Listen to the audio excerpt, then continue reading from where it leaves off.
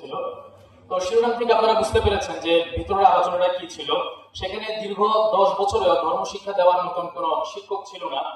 দৈনিক জনকণ্ঠেও এই ধরনের আরেকটা নিউজ এসেছিল 2024-এর 6 অক্টোবর, যেখানে বলা হয়েছিল প্রাথমিক বিদ্যালয়ে ধর্মীয় শিক্ষক নিয়োগ চেয়ে সুপ্রিম দুঃখিত, দৈনিক জনকণ্ঠে যে রিপোর্ট এসেছিল 12 সেপ্টেম্বরের, সেটা হচ্ছে 5 শিক্ষকই হিন্দু, ইসলাম ধর্ম পড়ানোর শিক্ষক নেই, বিদ্যালয়ে ছাড়ছেন শিক্ষার্থীরা।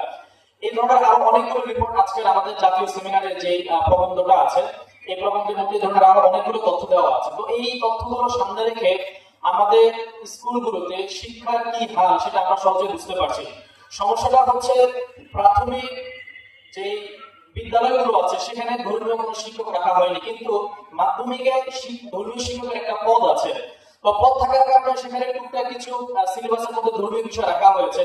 প্রাথমিকে যেহেতু এই ধরনের কোনো বিষয় রাখা হয়নি, কোনো শিক্ষক রাখা হয়নি, সিলেবাসে সেভাবে ধর্মীয় শিক্ষাটাকে রাখা হয়নি, ফলে একটা ছেলে যখন সে প্রাথমিক থেকে মাধ্যমিকে যায়, তো প্রাথমিকে সে ধর্মশিক্ষা সম্পর্কে কিছুই যেহেতু পড়ে নাই, জানে নাই, মাধ্যমিকে এসে তার পক্ষে সেই ধর্মীয় বিষয়গুলো সাবজেক্টটা নেওয়া বা সেটা নিয়ে পড়াও তার পক্ষে সম্ভব হয় না। তো পুরো সিস্টেমটা একভাবে সাজানো হয়েছে, এটা বোঝাই যায় যে এটা একটা পরিকল্পিত বিষয়। যেহেতু প্রথমে প্রাথমিকে সে কিছু শিখে মাধ্যমিকে এসে সে আসলে শিখতে পারবে না, তাহলে পরিকল্পিত ভাবে তাকে একভাবে পঙ্গু করে রাখা হচ্ছে। এবং এই ছেলেগুলো যখন প্রাথমিক থেকে পরবর্তীতে উচ্চ মাধ্যমিকে যাবে, সেখান থেকে ভার্সিটিতে যাবে, তো সেখানে গেলে আমরা আসলে ওই ছেলেদেরকে দেখি যে যে মুসলিম ঘরের সন্তান, কিন্তু সে ভার্সিটিতে গিয়ে পরবর্তী সময়ে ইসলামের বিরুদ্ধে কথা বলছে, সে মুসলিমদের স্বার্থের বিরুদ্ধে তার অবস্থান সে নিচ্ছে। কেন? কারণ তার রুট লেভেলে সে ইসলামকে চেনেনি, ইসলামকে জানেনি।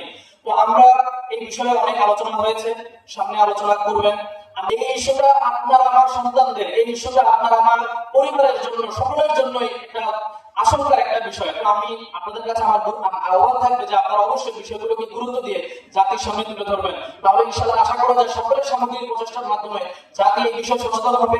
আর আমরা যদি সামগ্রিক ভাবে সবাইকে সচেতন করতে পারি, তাহলে আশা করা যায় একটা চাপ প্রয়োগের মাধ্যমে এই ধরনের সিদ্ধান্ত থেকে সরকারকে সরিয়ে আনা সম্ভব হবে। আসসালামু আলাইকুম ওয়া রাহমাতুল্লাহ।